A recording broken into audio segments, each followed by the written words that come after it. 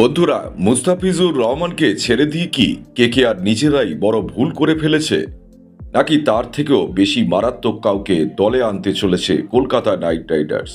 বিসিসিআইয়ের নির্দেশে যখন মুস্তাফিজুর রহমানকে রিলিজ করার সিদ্ধান্ত নেওয়া হয়, তখন ক্রিকেট দুনিয়ায় তোলপাড় শুরু হয়।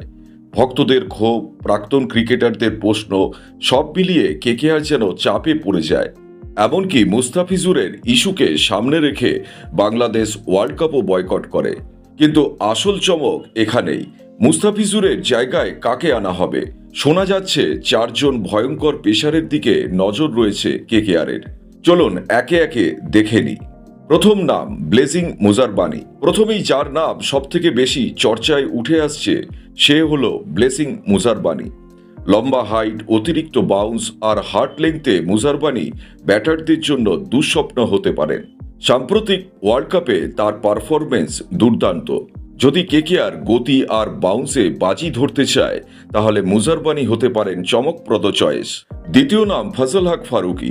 যদি মুস্তাফিজের মতো লাইক টু লাইক বিকল্প খোঁজা হয়, তাহলে ফারুকি সবচেয়ে নিরাপদ অপশন। কাটার, স্লোয়ার, সুইং সবই আছে। পাওয়ার প্লে ও ডেথ ওভারে ফারুকি যথেষ্ট কার্যকর। তৃতীয় নাম দিলশান মধুশঙ্কা বাঁহাতি সুইং বোলার, নতুন বলে মারাত্মক, টপ অর্ডার ভাঙতে পারদর্শী। কেকেআর যদি শুরুতেই প্রতিপক্ষকে চাপে ফেলতে চায়, তবে তিনি বড় অস্ত্র হয়ে উঠতে পারেন। চতুর্থ নাম জেরাল্ড কোয়েটজি।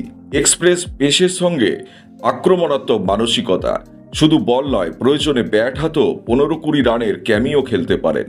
আধুনিক টি-20-র আদর্শ ইম্প্যাক্ট প্লেয়ার। এখন প্রশ্ন হলো, কেকেআর কি মুস্তাফিজুরের মতো অভিজ্ঞ কাটার মাস্টারের স্টাইলই বজায় রাখবে, নাকি নিখাত গতির ওপর বাজি ধরবে? একটা বিষয় পরিষ্কার, মুস্তাফিজকে ছেড়ে দিয়ে বড় ঝুঁকি নিয়েছে কেকেআর। সঠিক সিদ্ধান্ত নিলে সবাই বলবে এটাই ছিল মাস্টার স্ট্রোক, আর ভুল হলে সমালোচনার ঝড় সামলানো কঠিন হবে। বন্ধু, তোমাদের মতে এই 4জনের মধ্যে কে সবচেয়ে যোগ্য? মুজারবানির বাউন্স, ফারুকির কাটার, মাধুশঙ্কর সুইং, নাকি কোয়েটজির আগ্রাসন? কমেন্টে তোমাদের মতামত জানাও। আর ক্রিকেটের সব বড় আপডেট পেতে চ্যানেলটা সাবস্ক্রাইব করতে ভুলো না কিন্তু। ধন্যবাদ। জয় হিন্দ।